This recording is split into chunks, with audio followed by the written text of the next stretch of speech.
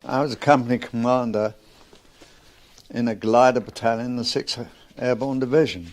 My battalion was the 2nd Battalion of the Oxfordshire and Buckinghamshire Light Infantry, known throughout the Army as the 52nd of Foot. And as it was a company plus operation, my company was lucky to be selected for what turned out to be a wonderful operation. What was the role that your unit was to perform? It was a coup de main operation, glider-borne, to capture 2 bridges in Normandy, to land soon after midnight, the day before the seaborne landings on the 6th of June 1944.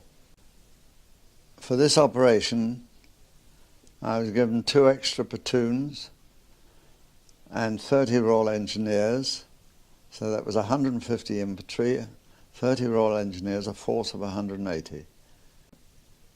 We landed in 6 gliders, approximately 30 men in each glider. Each glider containing 1 platoon of around 25 infantry and 5 Royal Engineers. When I was briefed 6 weeks before D-Day, fully briefed, under top secret conditions, of course, I couldn't even discuss it with my second commander or any of my officers. We were a very highly trained unit, as all airborne troops were, the whole of the American and British armies and all other armies of the Allies, of course, at that time, at the beginning of '44. And once I was briefed, of course, we did special training for the capture of bridges. I spent a lot of time at first planning, having the aerial photographs and given full details of what was to be done. My second in command carried on with the special training. All I could tell them was that we were going to capture bridges on a big exercise. It was a waste of time, really, because everybody throughout the UK knew that the invasion was imminent at the time.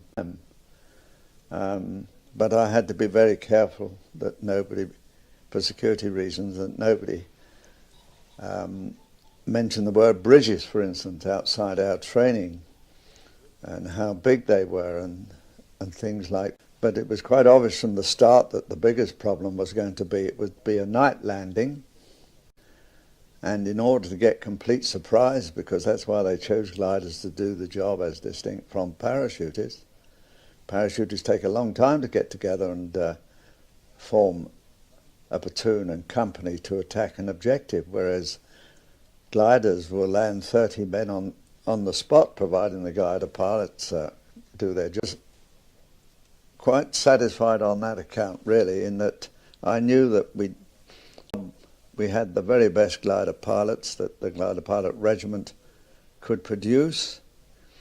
They'd all done